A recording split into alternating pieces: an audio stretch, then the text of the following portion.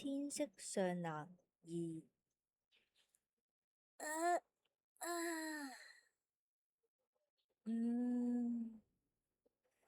咁快就朝早啦。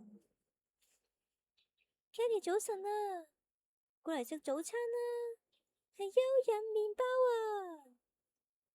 Donna 姐姐你咁照顧我，真係唔好意思啊。唔使客氣喎，同 Kelly 互相幫助啊嘛。係啦，點解得你一個嘅？叔叔佢哋呢？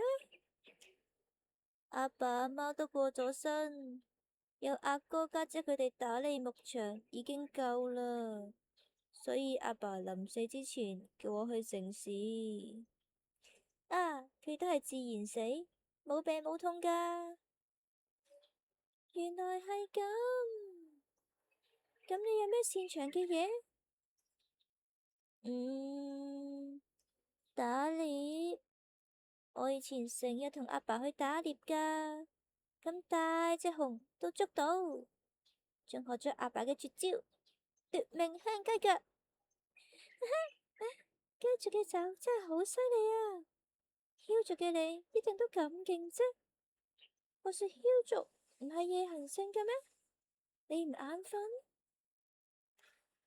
你都知我跟住雞族生活，佢哋幾早起身先得噶。我已經慣咗啦。好啦，我要返工啦，你加油啊！係，我會搵到工噶。喺 Donna 飛去工廠嘅途中，佢一直諗緊點樣可以幫到 Kelly。佢哋喺同一條村長大，雖然佢哋以前嘅交流唔多，但 Donna 都好想幫佢，唔想佢好似以前嘅自己初到城市咁彷徨。如果 Kelly 唔係梟族就簡單啦。唉，城市嘅人都唔鍾意梟族，平時都好少遇到。唔好諗咁多啦，問咗上司先。Donna 一到工廠就努力工作，直到午飯時間，佢先攝到機會揾主管。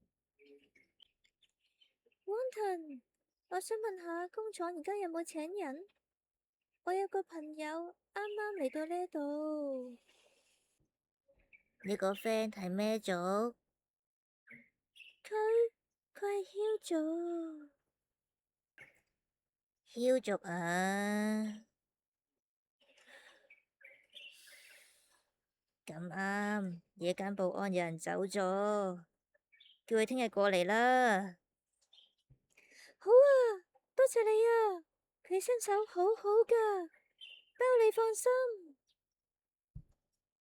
Donna 帶住呢個好消息返屋企，Kelly 又努力咗一日，都係冇收穫。一聽到呢個好消息，即刻忘記今日面對嘅冷漠同惡意，好期待自己嘅第一份工。喺呢一刻，佢忽略咗自己唔係一個正常嘅梟族。